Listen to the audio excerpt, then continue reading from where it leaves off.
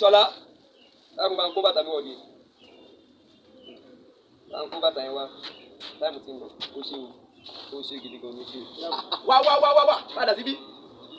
ewo lélẹ̀ tó pa mẹ́gbẹ̀ẹ́ torí Ọlọ́run jọ ó ní bàgì lélẹ̀ yìí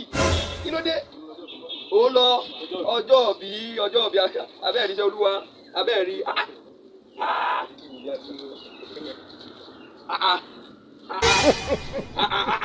Rísákì. Òní lọ́jọ́ bí ó wá fẹ́ lọ kó oúnjẹ abẹ́rẹ́ ta ló ń tọ́jú àbíjà fún. Kò ti tọ́jú pásítọ̀ ti tọ́jú oná ṣe kó adúlé ní kí ló dé ẹ̀yin tẹ́ máa ń fẹ́ ba nǹkan olú ìkọ̀ọ̀kan jẹ́ dédé nígbà tó bá kádúró pólí bàgé lè débẹ̀ tó gbé ogun oúnjẹ lọ jọ kí làwọn tó kù fẹ́ jẹ.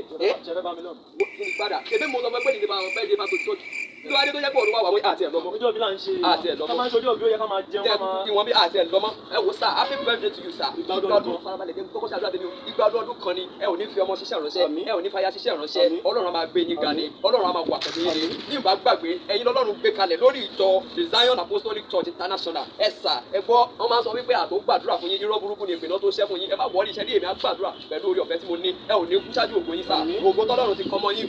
kò ní sá lọ ara yóò ní rí gbà tó kún bá fẹ́ súnmọ́ dọ̀ yín Ọlọ́run máa bá yín ṣe àwọn ogun tọ́lọ́run ti parí ló máa wá sọ́dọ̀ ṣẹ́ nínú ọdún tuntun tẹ̀sẹ̀ mú yìí sá ẹ má jẹ́ ń gba ilé lórí ìjókòó nínú ọdún tuntun tẹ̀sẹ̀ mú yìí owó kún owó ọlá kún ọlá agbára kún agbára okun kún okun bẹ́ẹ̀ ló máa rí lórúkọ Jésù Kristi Olúwa wa àmín àmín àmín lórúkọ Jésù padà báńkó lẹ́nu báńkó kí ló tún parọ́